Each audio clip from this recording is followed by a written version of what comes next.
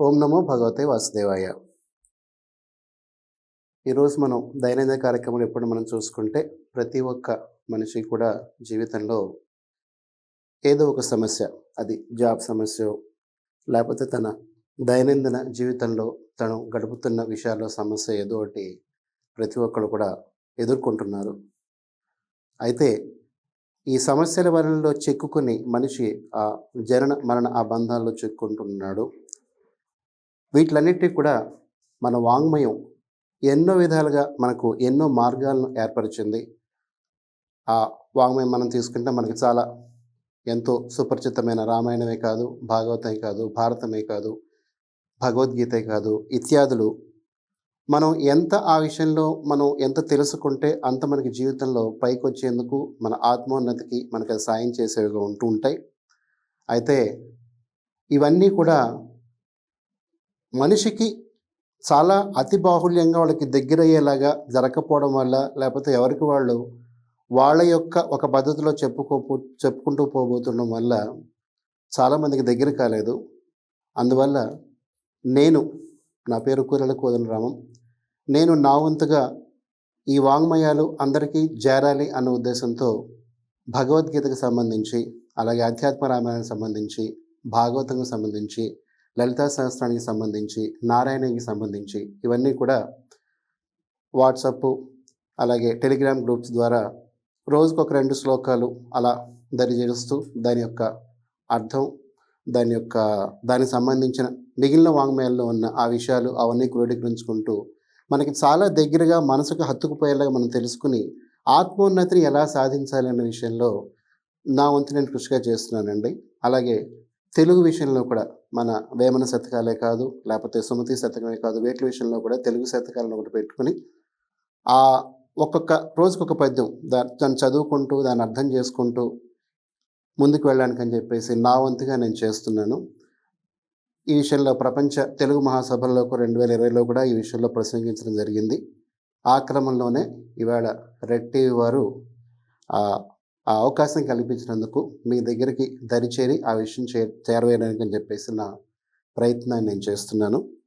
ఇక మన వాంగ్మయాలు ఏదో చెప్పుకున్న విషయాలకు వస్తే, ఇవాళ మనం చేస్తున్న ఈ ఉద్యోగాల వల్లే కాదు, లేకపోతే మనం ఉంటున్న పద్ధతుల వల్లే కాదు, మనకి బహుశా ఇవన్నీ తిరిగేసేందుకు మనకి సమయం దొరకకపోవచ్చు. అయితే ఈ వాంగ్మయాలు మనం పూర్తిగా మూలానికి వెళ్ళి చదువుకుంటే చాలా మంచిది. ఒకవేళ చదవని పక్షంలో కనీసం రామాయణం పూర్తిగా చదవలేకపోతే కనీసం సుందరాకాండ చదవమంటుంది. ఎందుకంటే దానిలో మనకి ఆ రామాయణం కథ అంతా కూడా ఆంజనేయ స్వామి మళ్ళీ మనకి చెప్పి ఆ రామాయణం అంతా మనకు అర్థమవుతుంది.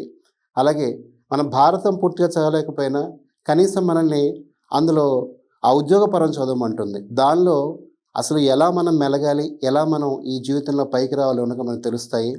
అలాగే భగవద్గీత మీరు పూర్తిగా చదవలేకపోయినా కనీసం భక్తి యోగం చదవమంటుంది. ఎందుకంటే ఆ భక్తి యోగం చదివితే ఇవాళ మనకున్న కర్మ, భక్తి, జ్ఞాన యోగాలు ఏదైతే ఉందో వాటిలో ఏది మనకి సులువుగా మనం అనుసరించుకుంటూ మనం ముందుకెళ్ళొచ్చో అది దానిలో తెలుస్తుంది. అలాగే భాగవతం తీసుకుంటే మనం చదవగలిగితే మొత్తం చదవాలి. లేని పక్షంలో కనీసం దశమస్కందం, దేనిలో అయితే శ్రీకృష్ణ యొక్క పూర్తి లీలలు ఏదైతే మనకి వ్యక్తం అవుతాయో అది చదవమంటుంది.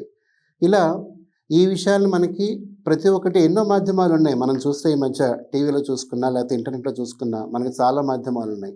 కాకపోతే ఎలా మనం ముందుకు వెళ్ళాలి, చదువుకుని మనం ముందుకెళ్ళాలని చూస్తే ఎవరికి వారి యొక్క పందాలు చెప్పుకుంటూ పోతున్నా మళ్ళీ దానికి ఒక గురువరిల్లా అయిపోయి మళ్ళీ దాని తరఫున వాళ్ళకి ఒక గ్రూపులో అలా కాకుండా మనకందరికీ మీలో ఉంటూ మనలో ఉంటూ మనమందరం కూడా ఒక స్వాధ్యాయుల్లాగా స్వహాధ్యాయుల్లాగా వెళ్ళాలనే ఉద్దేశంతోనే ఈ వాట్సాప్ ఛానల్స్ అన్నీ స్థాపించి దాని ద్వారా ముందుకెళ్ళడం మాకు జరుగుతోంది. ఆ విధంగా ఒక 5,000 మంది దాకా రెగ్యులర్గా కూడా ఆ మెసేజ్ చూస్తూ ముందుకు వెళ్తున్నారు. ఇదే క్రమంలో ఇవాళ రెడ్ టీవీ వారు ఈ అవకాశం ఇచ్చిన దానిలో అసలు భగవద్గీత అనేది మనం ముఖ్యంగా ఎందుకు చదవాలి, దాని ప్రాముఖ్యత ఏమిటి అన్న విషయం తెలుసుకుందుకని చెప్పేసి ఇది మొట్టమొదటి ఎపిసోడ్గా చేస్తున్నామండి. ఆ తదనంతరం రోజు కూడా 1-2 శ్లోకాలు చదువుకుంటూ దాని యొక్క అర్థం, దానికి సంబంధించిన వివిధ వాంగ్మయాల్లో ఉన్న కథనాలు అవన్నీ చూసుకుంటూ ముందుకు వెళ్దాం. ముఖ్యంగా మనం తెలుసుకోవాల్సిందంటే ఈ భగవద్గీత అనేది ఒక ఇద్దరు మహా వ్యక్తుల మధ్య జరిగిన ఒక డిస్కషన్. ఎప్పుడైతే మీరు ఒక ఇద్దరు ఇంజనీర్స్ కన్నా మాట్లాడుకుంటే వాళ్ళ మధ్య మనం వెళ్ళామంటే వాళ్ళు వాడే ఆ టెక్నికల్ పదాలు బహుశా చాలా మనకు అర్థం కావు. అలాగే ఇద్దరు ఒక ఫైనాన్షియల్ అనలిస్ట్ ఎవరైనా మాట్లాడుకుంటే, ఇద్దరు ఆడిటర్స్ ఎవరైనా మాట్లాడుకుంటే, వాళ్ళ మధ్య మనం వెళ్ళామనుకోండి, వాళ్ళు వాడే కొన్ని పదాలు మనకు అర్థం కావు. అదే భగవద్గీత కూడా. భగవద్గీత అనేది ఇద్దరు మహానుభావుల మధ్య డిస్కషన్. అక్కడ చెప్పిందా జగద్గురు శ్రీకృష్ణుల వారు. విన్నదా మరి ఇవాళ మన మనక్షయ్ గారిని మనం చాలా పెద్ద గొప్ప వీరులా మనం ట్రీట్ చేస్తాం మన ఇండియా ఆ వార్ విషయం ఇండో పాక్ విషయంలో. మరి ఆ మనక్షా గారు ఏదో ఒక ఇండియన్ సైన్యానికి అనుకుంటే అర్జునుడ మహాసైన్యానికి సంబంధించిన వాడు, అతి పరాక్రమవంతుడు. అలా ఇద్దరి మధ్య జరిగిన డిస్కషన్‌లో ఎన్నో పదాలు మనకి అర్థం కానివి ఎన్నో దొరుకుతాయి. ఎన్నో దొరుకుతుంటాయి. అటువంటి పదాలు మనం అర్థం చేసుకోవాలంటే మనం కొంత ఆలోచించాలి. ఎందుకంటే ఒకప్పుడు ఒక సైనికుడికున్న ఆధ్యాత్మిక పరిణతి కూడా ఇవాళ ఎవరైతే మహాగురువులు అనుకుంటూ చలామణి అవుతున్నారో బహుశా వాళ్ళకు కూడా ఉండదు. ఎందుకంటే ఈ భగవద్గీత అనేది ముందుకు అర్థం కావాలంటే మన ఎన్నో జన్మల సాధన వల్ల కానీ కనీసం మనం భగవద్గీతను చూడాలని మన సంకల్పం కలగదు. ఆ సంకల్పాలు కలిగిన తర్వాత మనకి ముఖ్యంగా సద్గ్రంథం, సద్గురువు, అలాగే సత్సంగం ఈ 3 మనం ఉంటే గానీ ఆధ్యాత్మికంగా మనం పరిణతి చెందలేం. ఇప్పుడు మనకేంటంటే సద్గ్రంథం భగవద్గీత, సద్గురు సాక్షాత్ ఆ జగత్కారకుడు, జగత్ కళ్యాణకారకుడు శ్రీకృష్ణమూర్తి అయితే, ఇక సత్సంగం అనేది మనం ఈ ఛానల్ మాధ్యమం ద్వారా ఏదో మనం చేసుకుంటూ ఈ ఆత్మోన్నతికి సంబంధించింది ఏదో మనం తెలుసుకోవచ్చు. మరి మాటికి ఆత్మోన్నతి అని ఎందుకు అంటున్నారు అంటే, ఈ జీవుడు ఎప్పుడూ కూడా వీడు ఆత్మ. ఈ ఆత్మ ఎప్పుడూ పరమాత్మ యొక్క అంశే. జీవుడు పరమాత్మ వేరు కాదు. మనం ఎప్పుడైతే ఆ పరమాత్మ అంశ అనేది మర్చిపోతామో అప్పుడు మనం ఈ జీవుడుగా ఈ లోకంలో మనం చిక్కుపడిపోతున్నాం. అది తెలుసుకోవాలంటే మనం పుట్టినప్పుడు జీవంగా మనకి ఎందుకు వచ్చినప్పుడు ఎప్పుడైతే ఈ భూలోకంలోకి మనం వస్తామో ఆ వచ్చినప్పుడు ఎప్పుడైతే మనం కారణ శరీరం ఒక ఉపాధిని మనం తీసుకుంటామో అప్పుడు ఈ ప్రకృతిలో ఈ సృష్టిలో ఉన్న కొన్ని సత్వరజ స్తమో గుణాలు అలాగే ఇంకో 23 గుణాలు అవన్నీ కలిపి మన మీద ఎప్పుడైతే ప్రభావం చూపిస్తాయో వాటంతా పని చేసుకుంటూ పోతున్న ఆ జరిగిపోతున్న విషయాలకి నేను చేసుకుంటున్నాను అనుకుంటూ మనం ఇరుక్కుపోతాం. కాబట్టి అప్పుడు ఈ పరమాత్మ అంశైన జీవుడు కూడా ఒక జీవాత్మగా మిగిలిపోయి మళ్ళీ జనన మరణ చక్రంలో ఇరుక్కుంటాడు. ఇటువంటి విషయాలు మనం తెలుసుకున్నప్పుడు అది జరగకుండా మన తత్వం ఏంటి, మనమేమిటి, ఆ పరమాత్మ అంశైన మనం ఎలా ఉండాలని తెలుసుకుందుకని ఉద్దేశించిందే ఈ భగవద్గీత. ఇది ఒక మతానికి సంబంధించిందో లేకపోతే ఒక దైవానికి సంబంధించిందో కాదండి. దీనిలో ముఖ్యంగా చెప్పేది ఒక మనిషి ఎలా ఉంటే ఎలా ముందుకు వెళ్తాడు, ఏది చేస్తే దాని యొక్క పరిణామం ఎలా ఉంటుంది, ఏది చేస్తే తన యొక్క ఆత్మోన్నతిని సాధించగలడు, తన జీవితాన్ని తను ఉన్నతానికి తీసుకెళ్ళడం అనేది మనకి భగవద్గీత ద్వారా మనకి తెలుస్తుంది. మనం ఈ భగవద్గీత మన ఉపాధ్యాయానికి కనుక మనం వెళ్తే ఈ భగవద్గీత ముఖ్యంగా మనకి దాని మీద కాంట్రవర్సీ ఉంది. కాకపోతే అనేది ఏంటంటే ముఖ్యంగా ఇది ఈ భారతంలో మనకి ఈ భగవద్గీత కూడా ఒక పార్ట్ లాగా మనకి వస్తుంది. దాని మీద చాలామంది తర్వాత శంకరాచార్యులు వారు వచ్చిన దీన్ని కలిపారు అంటారు. ఏదైనా సరే ప్రస్తుతం మనకి అవైలబుల్ ఉన్న ఆ సోర్సెస్ ప్రకారం భారతంలో ఒక భాగంగా మనకు భగవద్గీత కనిపిస్తుంది.